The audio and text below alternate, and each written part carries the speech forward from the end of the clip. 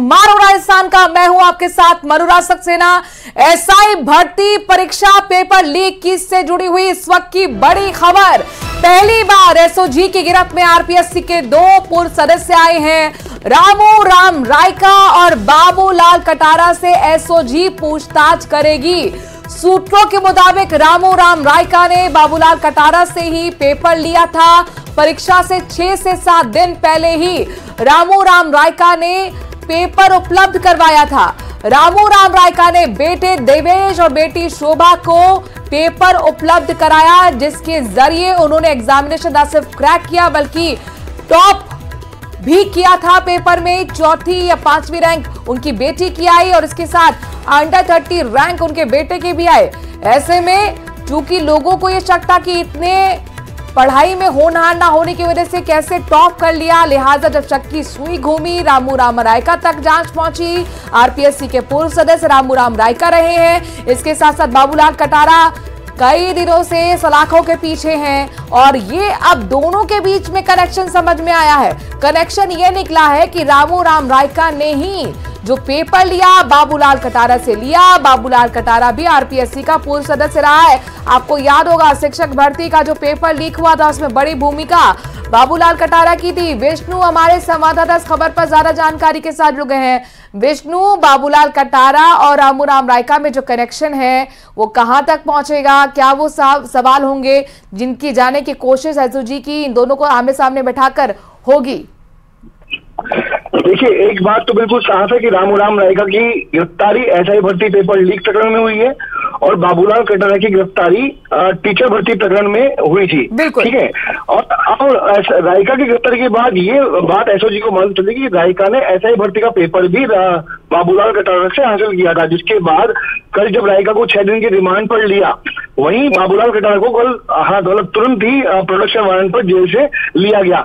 ये बात तस्दीक करने के लिए कि क्या रायका ने जो बात एसओजी को कही है कि उसने ये एसआई भर्ती का पेपर बाबूलाल कटारा से हासिल किया था, तो बाबूलाल कटारा भी बताएगा कि उसने कब ये पेपर क्या ये पेपर वाकई में रायका को दिया था।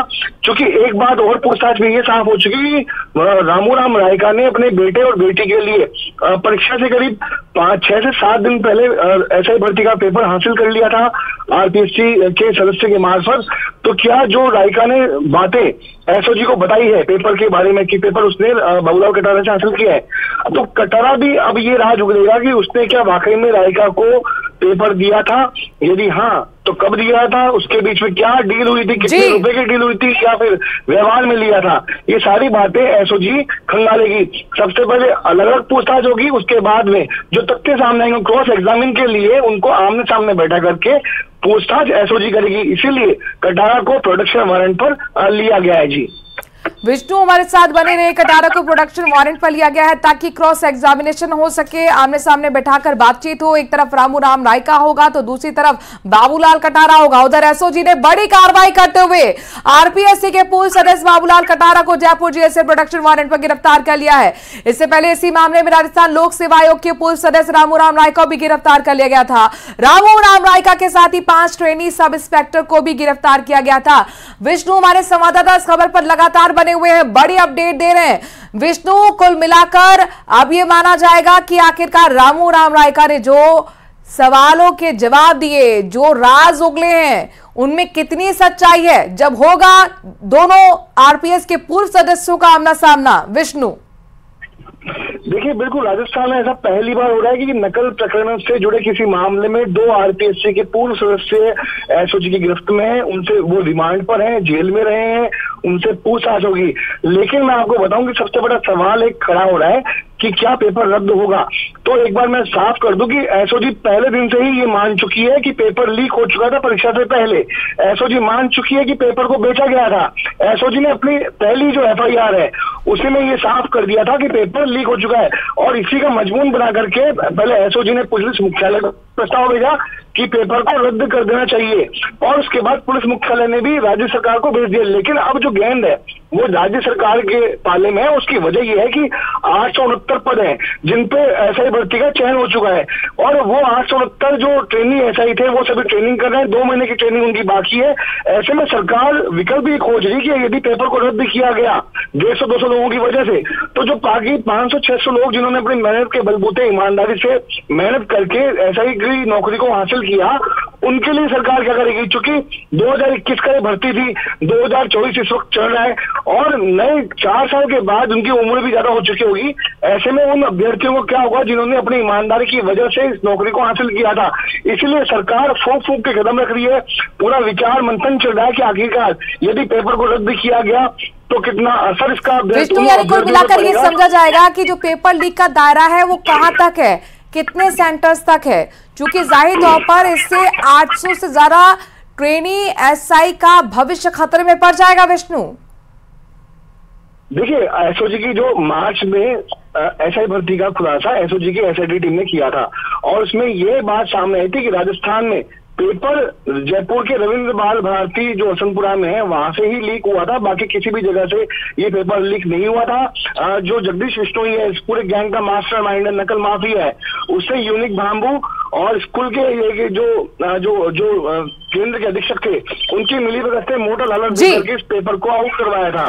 तो ये बात बिल्कुल साफ है। एसओजी की 3 चार्जशीट जो दायर की गई है कि पेपर जयपुर के हसनपुरा स्थित रविंद्र बाल भारती स्कूल से ही वायरल हुआ था। बिल्कुल विष्णु, आपने बैकग्राउंड बहुत सटीक तरीके से दर्शकों तक पहुंचाया है, शुक्रिया। अपडेट हमें आगे देते रहिएगा। तो आरपीएससी के पूर्व सदस्य एसओजी के गिरफ्त में है। पहली बार यह है कि जब 2 सदस्य आमने सामने होंगे, उनसे क्रॉस एग्जामिनेशन एसओजी करेगी और ये जानने की कोशिश करेगी कि आखिरकार ये दायरा, ये जो नेक्सस है, कहां तक पहुंचा हुआ है। डीग से बड़ी खबर है, जहां पर पुलिस और गौ तस्करों के बीच मुठभेड़ हो गई है। कुमेर थाना पुलिस क्यूआरटी और डीएसटी टीम गौ तस्करों का पीछा कर रही थी। गौ तस्करों की गाड़ी का संतुलन बिगड़ा, दुकान से टकराई। मुठभेड़ के दौरान 4 गौ तस्कर गंभीर रूप से घायल हो गए। घायल चारों को प्राथमिक उपचार के बाद भरतपुर आरबीएम जिला अस्पताल में भर्ती कराया गया। गौ तस्करों से पुलिस ने हथियार भी बरामद कर लिए हैं। डीग से बड़ी खबर, जहां पर देखिए पुलिस की ये गाड़ी गौ तस्करों के बीच है, ये मुठभेड़ हुई है। गौ तस्कर जो थे, बताया जा रहा है कि उनका पीछा किया गया। हमारे संवाददाता इस खबर पर ज्यादा जानकारी के साथ जुड़ गए हैं और उनसे दीपक से जानकारी लेते हैं। दीपक, कितनी देर ये मुठभेड़ चली? देखिए, ये डीग जिले के कुमेर थाना इलाके का पूरा मामला है और ये अल सुबह की घटना बताई जा रही है। पुलिस को मुखबिर के जरिए सूचना मिली थी कि गाड़ी में सवार होकर के कुछ गौ तस्कर तस्करी के लिए आए हैं, और ऐसे में पुलिस, कुमेर थाना पुलिस, क्यूआरटी, डीएसटी की टीम गौ तस्करों का पीछा कर रही थी। तो इसी दौरान मुठभेड़ देखने को मिली और तो गौ तस्करों की गाड़ी है, जब गौ तस्कर भाग रहे थे, पुलिस पीछा कर रही थी, तो सड़क के किनारे एक दुकान थी, उससे गाड़ी टकराई संतुलन बिगड़ने के बाद, और उसके बाद जो 4 गौ तस्कर थे वो गंभीर रूप से घायल हुए। उनको प्राथमिक उपचार के बाद भरतपुर आरबीएम अस्पताल में भर्ती कराया गया है। और सबसे बड़ी बात यह है कि पुलिस ने गौ तस्करों के कब्जे से हथियार भी बरामद किए हैं, यानी कि वो गौ तस्करी के लिए आए थे, लेकिन वो भी मकसद था कि अगर पुलिस उनका पीछा करेगी तो वो फायरिंग करने से नहीं चूकते हैं। ये भी गौ तस्करों का मकसद रहता है और वही यहाँ पर देखने को मिला। मुठभेड़ के दौरान चारों घायल हैं, घायलों का अस्पताल में इलाज चल रहा है और पुलिस आगे की कार्रवाई कर रही है। जी शुक्रिया दीपक, तमाम जानकारी हम तक पहुंचाने के लिए। बताया जा रहा है 4 गौ तस्कर जिनको घायल होने पर भर्ती कराया गया है, उनके पास से हथियार भी बरामद किए गए हैं। गौ तस्करों की गाड़ी है जो मुठभेड़ के दौरान क्षतिग्रस्त हुई, गौ तस्कर भी घायल हुए। मुखबिर की जानकारी पर यह पूरी मुठभेड़ पुलिस और गौ तस्करों के बीच में हुई।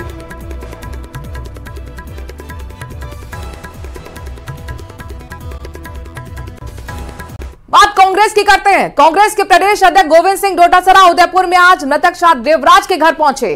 कांग्रेस के अन्य पदाधिकारी भी वहां उनके साथ मौजूद थे। देवराज के परिवार को हर संभव मदद दिलाने का आश्वासन दिया गया।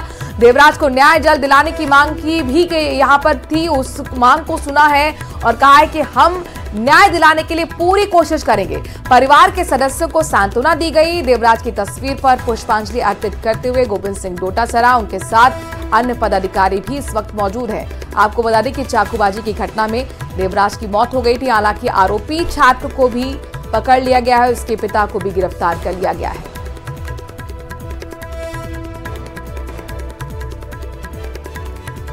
इस बीच बड़ी खबर जयपुर से आ रही है, जहां पर पीएचईडी इंजीनियर की धौंस देखने के लिए मिली और वो धौंस महंगी पड़ी है। पीएचईडी इंजीनियर को एईएन को राजनीतिक रसूख दिखाने पर चार्जशीट दाखिल की गई है। एईएन गंगाराम पारेगी को 17 सीसी की चार्जशीट दी गई। कर्मचारियों को प्रताड़ित करने, नियम विरुद्ध काम करने के आरोप लगे हैं। जलदाय प्रशासन ने गंगाराम पारेगी से जवाब तलब किया है। बाड़मेर के फगालिया में पदस्थ एईएन गंगाराम पारेगी, जिसकी मुश्किलें बढ़ती हुई नजर आ रही हैं, या यूं कहें कि कुल मिलाकर इंजीनियर को धौंस दिखाना अब महंगा पड़ता हुआ नजर आ रहा है। एईएन को राजनीतिक रसूख दिखाना महंगा पड़ गया। चार्जशीट दाखिल हुई है और इससे अब सवाल जवाब भी शुरू हो चुके हैं, चूंकि कर्मचारी को प्रताड़ित करने और नियम विरुद्ध काम करने के उस पर आरोप है।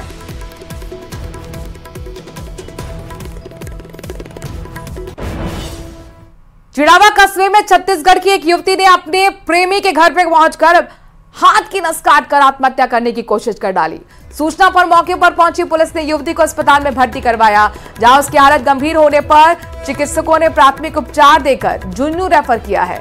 पुलिस के मुताबिक युवती सोमवार को दिल्ली से चिड़ावा अपने प्रेमी के घर पहुंची, जहां उसकी युवक के घर वालों से कहासुनी हो गई। वहीं युवक ने भी शादी से मना कर दिया था, जिससे नाराज युवती ने प्रेमी के घर सामने अपने हाथ की नस को काट लिया। उधर युवती ने बताया कि चेन्नई में होटल चलाने वाले चिड़ावा के युवक और वो एक साल से रिलेशनशिप में है, लेकिन कुछ दिन पहले युवक के परिजनों ने विवाह करने से इनकार कर दिया था और युवक ने भी फोन अटेंड करना बंद कर दिया था। यही वजह है कि वो चिड़ावा पहुंची और उसने सुसाइड की कोशिश की।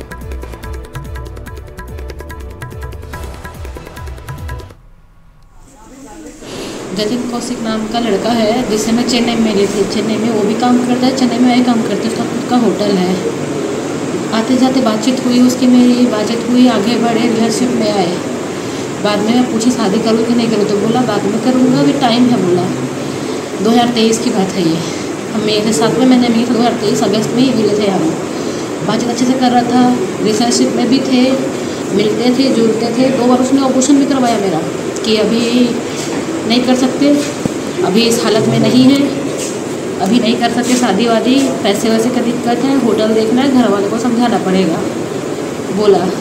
उसके बाद मार्च में बोला वो मेरे को मैं घर जा रहा हूँ शादी करने के लिए। मिलजुल के बात करके समझ गए थे, वो भी घर चले गए, मैं भी घर चले गए। दोबारा आया 15 मार्च को हम फिर ट्रेन में मिले, बातचीत हुआ, हमारा साथ में आए, नागपुर से बैठे, फिर बातचीत किए, फिर बोला होटल में रख के शादी करूँगा, साथ रहूँगा, घर वालों को मनाऊँगा।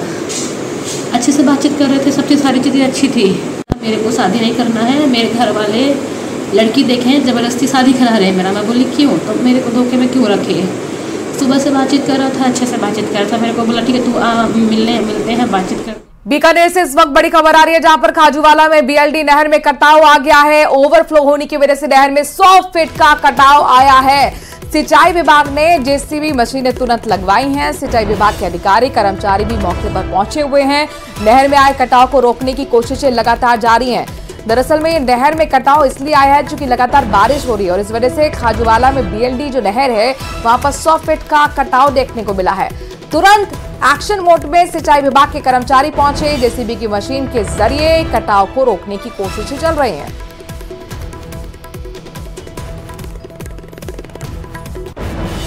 बारिश के बाद अजमेर शहर की बदहाल स्थिति को सुधारने के लिए 27 सितंबर को नगर निगम की साधारण आम सभा होगी, जिसको लेकर एजेंडा तैयार कर लिया गया है।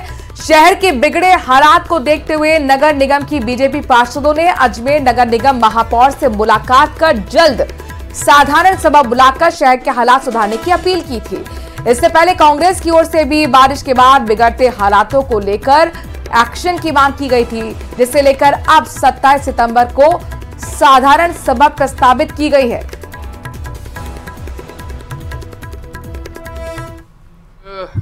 आज मेयर साहब से भारतीय जनता पार्टी के पार्षद दल ने मुलाकात करके इस प्रकार का अनुरोध किया कि विगत कई माह से साधारण सभा नहीं हुई है।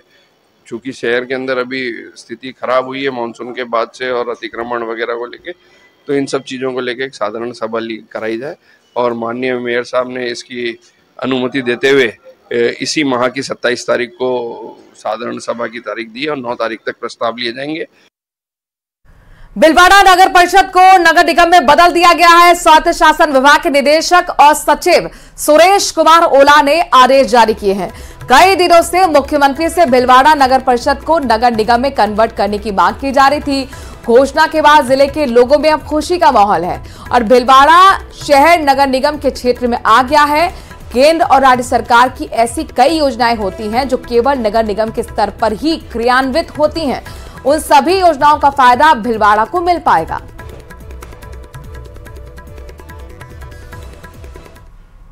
आज नगर परिषद भीलवाड़ा को नगर निगम में क्रमोन्नत करने के जो आदेश जारी हुए हैं, सर्वप्रथम मैं हमारे यशस्वी मुख्यमंत्री आदरणीय बद्रीलाल जी चकमा, हमारे डीएच मंत्री आदरणीय जावड़ सिंह जी खर्रा का हृदय से आभार व्यक्त करता हूँ कि उन्होंने भीलवाड़ा शहर को ये सौगात दी है। निश्चित रूप से आने वाले समय में निगम बनने से शहर का विकास को पंख लगेंगे।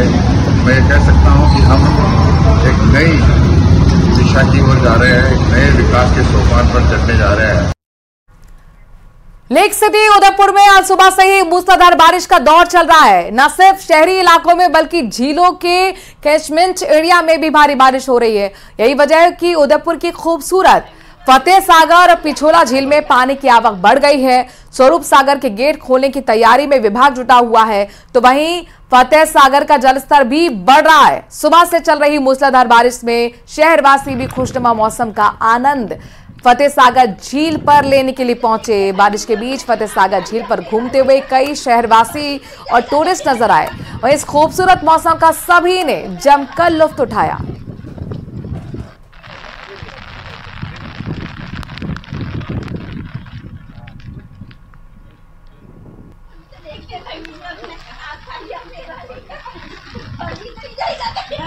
फतेह सागर झील पर पहुंचे हैं पर्यटक और शहरवासी इस बेहद खूबसूरत मौसम का मजा ले रहे हैं। आपको बता दें कि दक्षिणी राजस्थान में पहले ही मौसम विभाग ने भारी बारिश का अनुमान जताया था और बारिश के बीच यहां पर अमरेला के नीचे आप देख सकते हैं किस तरह से पर्यटक इस खूबसूरत मौसम का मजा ले रहे हैं।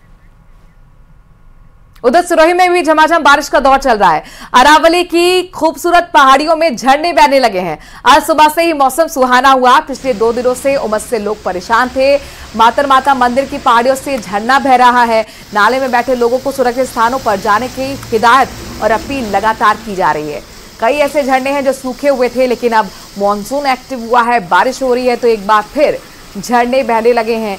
सिरोही की तस्वीरें आपके सामने हैं, जहां पर देखिए किस तरीके से अरावली की पहाड़ियों में अब झरने बहने लगे। पर्यटन मंत्री दिया कुमारी ने जयपुर शहर के विभिन्न स्थलों का जायजा लिया है। दिया कुमारी ने 4 दीवारी क्षेत्र का भी दौरा किया। जयपुर हेरिटेज से संबंधित विभिन्न विषयों पर चर्चा की। बजट घोषणा के तहत 100 करोड़ रुपए की लागत से परकोटे में विकास कार्य होंगे, ये जानकारी दी गई है।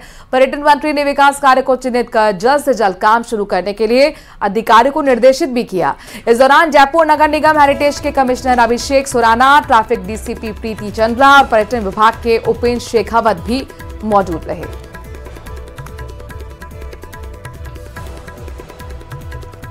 और इसी के साथ हमारे लिए वक्त हो चला है एक छोटे से ब्रेक का। आप बने रहिए प्रदेश के number 1 news channel news 18 Rajasthan के साथ।